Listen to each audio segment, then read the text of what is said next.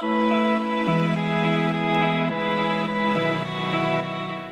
welcome to Attainable Green. I'm Jess, and today we're going to do a carecollab video on the Oncidium Twinkle.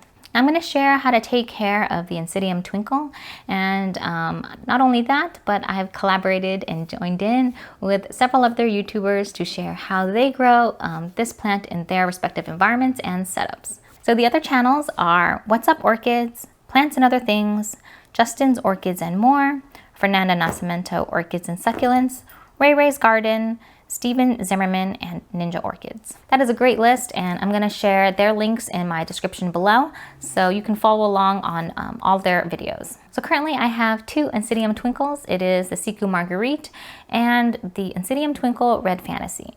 Now these are two varieties of a huge array of twinkles.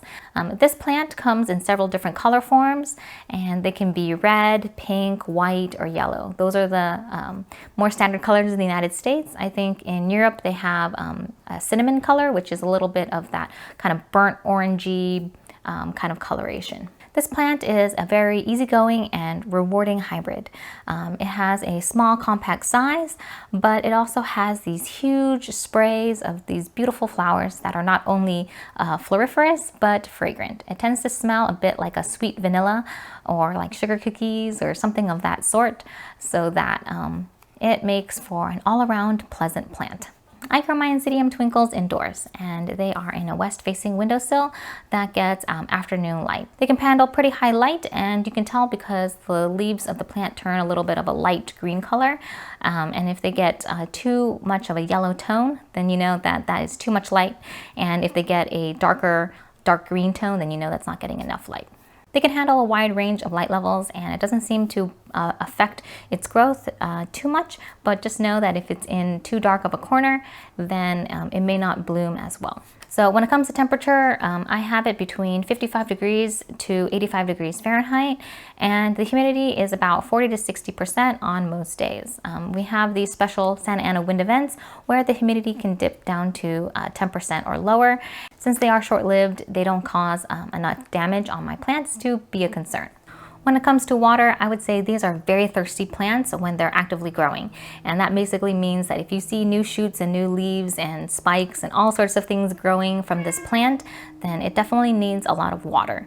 After the flowers fade and the plant is slowing down during the winter time, then it kind of becomes its rest period, and it doesn't take up as much water during this time. I currently have my Oncidium Twinkles in a self-watering setup, so I just fill the reservoir of water, and then the plant itself will wick it up and absorb the water that way. Now during the summertime, I can refill the reservoir about twice a week, and then during the winter season, it can be 2 weeks or more when I need to refill the water. As for the water I use our local tap water. It tends to be pretty hard, and the TDS is between 200 to 300 ppm, and the pH is between 7 and 8. I add a little bit of fertilizer to just bring down the pH of the water so that it doesn't affect my plants too heavily. Fertilizer I use is an MSU fertilizer. I try to add about 100 ppm of fertilizer to the water, and then that would bring the pH down to about 6.5 for my self-watering containers. So far that's been working for me, and I haven't had any major problems with that. And also, if I just water with plain tap water, I haven't noticed any detrimental effects. Twice a year, I flush these pots with Epsom salt just to clear out any extra salt buildup in the pot. Also, about once a month or every other month, I flush the media with just plain water so that it doesn't have any buildup of salts that accumulate on the top of the pot. As you can see, there isn't really that much of the buildup on top of the pot itself, so I know that there isn't too much of that fertilizer buildup in the pots. When it comes to media, I'm using a small bark mix that is a little bit airy but also retains a lot of water. I've also grown these plants in pure sphagnum moss, and that also has been very useful as well. In the self-watering setup, the sphagnum moss degrades a lot faster, so that's why I've switched to bark, and probably in the next year or so, I'm probably going to switch out the bark for a more inorganic setup.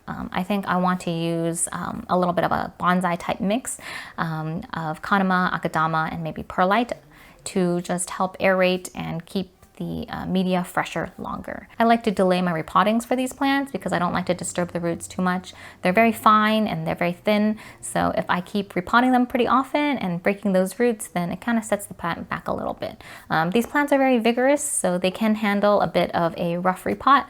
But if you want to just maintain the momentum of the plant, it's just better to either be a little bit gentler in the repot or just kind of have a better media so that you don't have to repot as often. Best time to repot these plants is when new growth is emerging and there's a couple of roots coming from that new growth. That way, when it adapts to the new media, those new roots will adapt to that media a lot better. Orchid roots are very interesting because when they first grow, they adapt to the media around it, and if you were to change it, they don't really change that well, and so sometimes they may die off, and then you need those new roots to replace it. That's why it's better to repot when you see new roots so that the new roots can adapt to that new environment. The other time to repot this plant is when it outgrows the pot or it's kind of coming out from the sides, or if there's an emergency situation where the plant is not looking well, you want to inspect the roots just to make sure that that is not the prime issue if you're dealing with an unhealthy plant. As for problems with this plant, I don't have very many. I think the only thing I get is a little bit of spotting on the leaves and a little bit of dry tips. So usually the leaf spotting, it can be a fungal infection and it's more unsightly than it is detrimental to the plant. As for those dried leaf tips, that can be fertilizer salt buildup or just excessive drying of the media. So if you leave this plant to dry out for long periods of time, it'll start getting that kind of burnt edges, tips of the leaves. By having the plant in self-watering, I don't tend to have those problems anymore. But every so often, if I forget to refill the reservoir in time, then some of those things may appear. Overall, these plants are pretty hardy and they don't seem to give me too much trouble. So the Oncidium Twinkle is a very easygoing plant for me. It's pretty low maintenance, and because it's in self-watering, I can kind of set it and forget it, and it kind of takes care of itself. As long as you put it in the right location and it has all of the things that it needs, this plant just kind of grows on its own. And when it comes to the spikes and the flowers, it definitely takes a while for those spikes to develop and branch and bud, and during that process it can be an excruciating waiting game. Usually it takes anywhere from 3 to 6 months from when the spike appears to when you actually see the flowers. But it's definitely worth the wait because those flowers are spectacular when they're in bloom, and the scent itself is just amazing. I noticed that for my plants, they tend to bloom around the winter season, so just in time for the holidays. It makes it the kind of perfect Christmas holiday gift because of its beautiful flowers and its wonderful smell. It kind of blends in with kind of that Christmas scent as well because it has that sweet vanilla scent that kind of reminds me of sugar cookies. The flowers themselves last about a month or so, maybe more in cooler temperatures. And also in cooler temperatures, I think the saturation of some of the flowers are more vibrant. So that's why it does well in slightly cooler temperatures and in that winter time. However, this plant can be free flowering. So whenever those new growths mature and make these nice fat pseudobulbs, those spikes can appear, and you can have anywhere from 1 spike per pseudobulb to 2, maybe even 3, depending on how vigorous your plant is. And each spike can have several bushes of flowers. So if you have them all together, you can have, over 200 flowers on one single plant, and it makes for a very nice centerpiece. So that's how I take care of the Oncidium Twinkle. And please check out all the other YouTubers and their channels on how they take care of these twinkles and what their setups are like. And hopefully there'll be something there that matches you and your climate and your lifestyle. So if you like this video, please give it a thumbs up and subscribe to my channel, Attainable Green, to follow along on my orchid growing journey. I'll see you in the next episode. Bye!